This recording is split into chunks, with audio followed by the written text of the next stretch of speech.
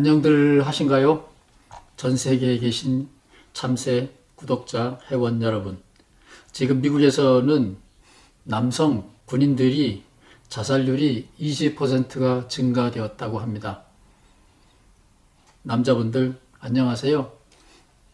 사람을 못 만나니까 군인들조차도 힘든 것 같습니다. 그런가 하면 영국에서는 여성들을 상대로 조사를 했는데 여성들은 우울증이 3.6배, 360%가 증가했다고 합니다.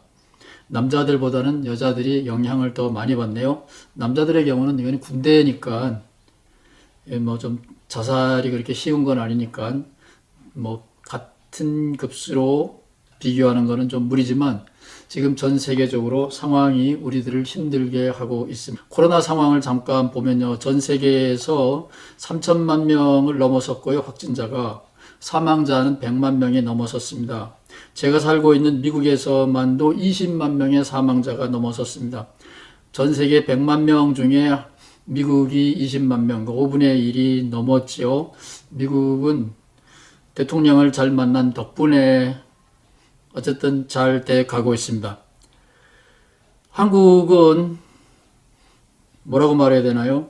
사망자가 별로 없다고 말하면 이 당사자들은 참 서운하겠죠.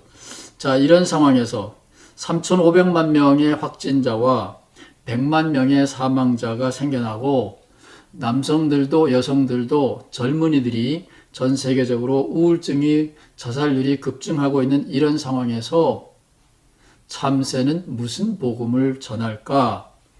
성경에도 없는 이야기이지만 불경에도 없는 이야기이지만 신은 스스로 돕는 자를 돕는다. 이 이야기를 여러분과 나눕니다. 저는 국민학교 때 종교를 늘 조사를 했어요. 왜 조사를 하는지는 알 길이 없는데 종교 없다 이렇게 하면 되는데 뭔가 하나는 선택을 해야 될 것 같아서 늘 불교라고 종교를 선택하고 적었습니다. 그런데 불교 책을 읽고 공부하는 건 정작 나이가 들어서 신학을 공부하면서 조금씩 하게 됐고 본격적으로 초기 불교의 복음서라고 할 수 있는 팔리 경전을 접하게 된 것은 미국에 와서입니다. 혹시 불교에 대해서 조금이라도 관심 있는 분들이 있으면 저는 서슴지 않고 이 책을 소개해 드립니다. 이라 스님, 여승인데 이라 스님이 번역하신 책입니다. 빨리라 그러는데 보통 우리는 팔리라 그러죠. 한 권으로 읽는 불교 경전, 후대에 잡다하게 철학적으로 사변적으로 어려운 말로 전개된 대승불교의 책 말고 원시불교, 소승불교의 경전입니다. 기독교의 사복음서와 같은 건데 알기 쉽고 명쾌합니다. 이 이라 스님은 미국의 기독교 대학에서 PhD를 받으셨고 한국에서는 수녀원에 가서 2년 동안 수녀 생활하면서 캐톨릭 공부도 하셨습니다. 따라서 기독교 용어를 잘 알기 때문에 이 이라 스님이 번역한 이 책은 기독교인이 읽기에는 딱 적합한 책입니다. 혹시 관심 있으면 이 책을 보시기 바라고요. 저는 이 중학생 때부터 신약성서라는 책을 읽게 되었고 교과서 이외에는 제가 젊은 날에 읽은 책은 이 신약성서가 유일한 책입니다. 그 당시에는 20원이었는데 돈이 없어서 10원만 주고 외상으로 책을 사다가 읽었습니다. 여러분도 이 책이 다 집에는 있겠지만 읽어보셨나요? 저는 이 마태복음이 처음에 있는 게 기독교 선교의 불행을 초래한다고 봅니다. 아브라함, 지금은 익숙하지만 아브라함, 다윗, 유다, 다말, 베레스, 세라, 아미나답, 살몬, 보아스 이 말들이 다 익숙하지 않고 혀가 잘 돌아가지 않아서 마태복음 처음 읽는 게 저에게는 무진장 어려웠습니다. 누군가가 그 뒤에 다른 책도 있어 재밌는 것도 있어 누가복음에 보면 재밌는 얘기 많이 나와 뭐 이랬으면 좋은데 저는 이 책이 처음부터 끝까지 다 그런 건 줄 알았어요. 그래서 마태복음 1장을 읽기가 어려웠는데 더 고약한 것은 여기 읽다 보면 예수님의 족보가 어디서부터 어디까지 14대 어디서부터 어디까지 14대 어디서부터 어디까지가 또 14대 딱 아구를 맞춰서 예수님이 탄생했다 이런 대목에서 저는 세어봤어요. 하나, 둘, 어? 어느 대목, 마지막 대목에 가니까 14대가 아니고 13대예요. 그래서 뭐 그 중요한 게 아니잖아요. 이 저자의 포인트는 너의 탄생은 하늘이 점지한 특별한 사명이 있어서 그날 그 시에 태어났다. 사주팔자처럼 그런 건데 그 핵심은 분명하잖아요. 그 대수가 좀 틀리면 어때요? 그래서 저는 이 기독교 책이 처음부터 좀 수상하다라는 것을 알아차렸습니다. 근데 신학교에 오니까 오히려 이 책이 오류가 없는 거다. 잘못이 요만큼도 손톱만큼도 없는 거다라고 빡빡 우겨대는 사람들이 있고 그런 사람들 문자 무오서를 믿는 사람들은 이 마태복음을 어떻게 설명하냐 하면 족보가 숫자가 틀리잖아요. 어떻게 설명하냐 하면 우리가 가지고 이 책은 사본이기 때문에 틀렸고 원본은 오류가 없다. 우리에게 없는 책이 아무리 훌륭하면 뭐래요? 지금은 금송아지가 없는데 옛날 우리 집에 금송아지가 있었어. 시간만 지나면 금송아지가 새끼를 낳아서 금이 뚝딱뚝딱 생겼어. 얘 옛날 얘기 뭐 하나요? 아무 의미가 없죠. 우리는 지금 이 책을 어떻게 읽을 거냐? 생각하면서 읽을 거냐? 눈 감고 읽을 거냐? 예, 저는 생각하면서 읽어야 된다라고 봅니다. 그래서 저는 이 마태복음이 저한테 신약 성서에 다가서는데 장애물이 되기도 했지만, 생각하고 읽어야 되는구나. 그것을 깨우쳐 두는 데는 이 마태복음이 처음에 있는 것이 굉장히 도움이 됐어요. 저는 인생 여정에 있어서 예수님과 왼쪽에 있는 책, 이 부처님 두 분과 대화를 하면서 제 길을 갑니다. 가만히 있으면 해야 돼. 뭘 하고 있으면 하지 마. 헛일이야. 쓸데없어. 욕심 부리지 마. 예. 할 때도 쉴 때도 부처님과 예수님과 대화를 하면서 인생을 갑니다. 얼마나 즐거운 일인지 모릅니다. 수레바퀴가 두 개가 있어서 차가 구루마가 잘 굴러가듯이 저에게도 인생의 영적 수레바퀴는 두 개가 있답니다. 자, 여기에 그림을 여러분에게 참 하나를 소개를 해 드리려고 합니다. 요거는 다 아시죠? 생일 축하합니다. 이렇게 노래 부르는 거예요. 태어나는 거죠. 저처럼 이제 태어난 모든 사람은 운이 좋으면 노인이 되죠. 불행하게도 병원에 한 번도 입원을 안 한 사람도 있지만 요즘같이 코로나 계절에는 원치 않게 병이 듭니다. 생로병, 그 다음에 죽음입니다. 장례식을 치르네요. 요즘은 장례식도 마음대로 못 치르는 계절입니다. 부처님은 왕궁에서 태어난 왕자님이시라 29살에 성 밖을 처음 나가보고 생로병사를 보고 이게 뭐야? 생로병사에서 어떻게 우리가 해탈을 얻을까? 구원을 얻을까? 해방을 얻을까? 그래서 6년 만에 도를 깨닫고 불교를 창시하셨지요. 그런가 하면 예수님은 좀 달라요. 예수님은 괜찮게 성공한 사람이 예수님에게 와서 내가 어떻게 하면 당신이 말하는 그 천국에 갈 수 있습니까? 당신이 말하는 그 영생을 얻을 수 있습니까? 그러니까 예수님이 강도 만난 사람을 얘기해 줬고 이 강도 만난 사람에게 선한 사마리아인, 종교적으로는 멸시천대받는 선한 사마리아인의 모범을 보여주면서 너도 이렇게 하라라는 유명한 선한 사마리아인 비유가 나옵니다. 그 이야기가 소위 강도 당한 사람, 강도 만난 사람의 이야기예요. 여기에 강도들이 일을 다 성공적으로 마치고 슬슬슬 주랭랑하죠. 예수님이 문제 삼았던 출발점에는 사람이 사람을 해치고 그것에 의하여 상처받고 피해를 당하는 억울한 참을 수 없는 분노, 아픔 이런 데서 예수님의 이야기는 시작이 됩니다. 왕궁에서 태어났기 때문에 생로병사라고 하는 인간이 겪을 수밖에 없는 자연적인 고통을 가지고 문제 삼은 부처님, 저의 영적인 스승이고 대화의 친구입니다.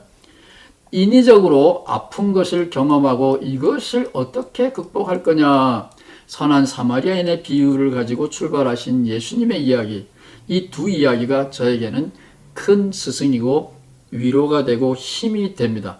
그런데 오늘은 강도 만난 사람을 괴롭히는 그 강도가 바로 나 자신이 아니겠느냐. 이 코로나 계절에 저는 그런 생각을 참 많이 합니다. 보통은 직장에서, 바깥에서, 스포츠센터에서, 바깥에서 사고를 당하고 상처를 입지요. 그런데 이 코로나 계절, 저기 미국에서는 벌써 6개월 반을 집콕하고 삽니다. 이런 상황에서는 사람들이 우울증이 걸리든지 자살을 하게 되든지 자기가 자기를 괴롭힐 가능성이 굉장히 많아요. 그래서 이 코로나 계절에 제가 발견한 것은 예수님의 비유에 나오는 나를 해치는 그 강도, 불한당들은 어쩌면 그들이 아니라 바로 내 자신일 것이다. 이런 생각을 참 많이 하는데 바울 선생님도 바로 젊어서는 안 그랬을지도 몰라요.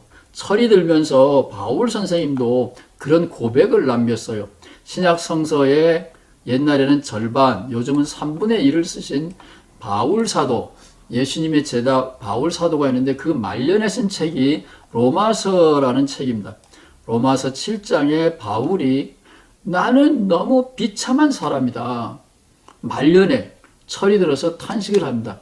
성령 충만하신 바울, 목숨도 아끼지 않고 복음 전선에 뛰어든 사도 바울이 코로나 걸렸나요? 자기를 들여다보니까 내 꼴이 너무 한심스럽다라는 고백을 남겼습니다. 나는 나를 이해할 수 없다. 나를 도무지 알 수가 없다. 이해할 수가 없다. 왜냐하면 나를 돕는 일, 나를 살리는 일은 안 하고 나를 죽이는 일, 나를 망치는 일, 그런 것을 끊임없이 선택한다 이거예요. 맨정신으로 하나님의 가르침대로 사는 게 아니라 악마의 유혹을 따라서, 육체의 욕망을 따라서 이 세상의 유혹에 빠져서 나를 멸망시키는, 파괴하는 우울증과 자살로 가는 쪽으로 나를 자꾸 몰아간다. 누가?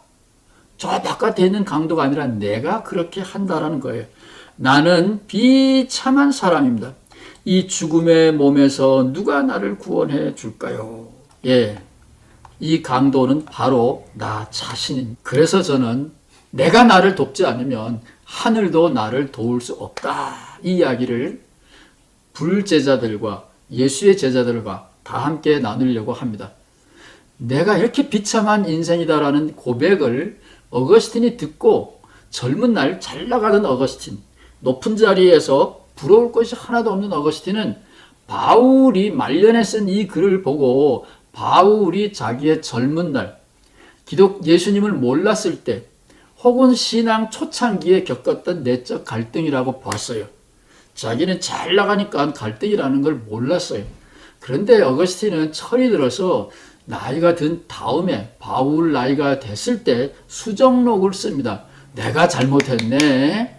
내가 살아보니까 참 신앙인이라 할지라도 하나님과 날마다 동행한다고 할지라도 은혜를 따따블로 받았다고 할지라도 자칫 잘못하면 내가 나의 적이 되는 삶을 사는 것, 이 함정에 빠진 강도당하는 내 인생을 사는 것은 피할 수가 없구나라고 어거스틴이 말년에 고백을 합니다.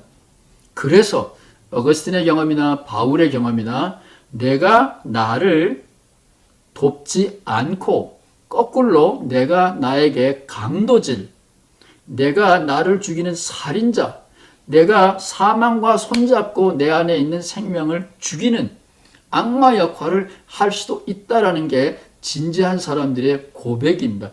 여러분도 이 코로나 계절 동안에 특별히 지금 명절을 맞이하여 여러분 자신을 돌아보는 귀한 시간을 가질 텐데 불제자든지 기독교 예수의 제자든지 동일하게 나를 다스리는 문제를 배워야 됩니다.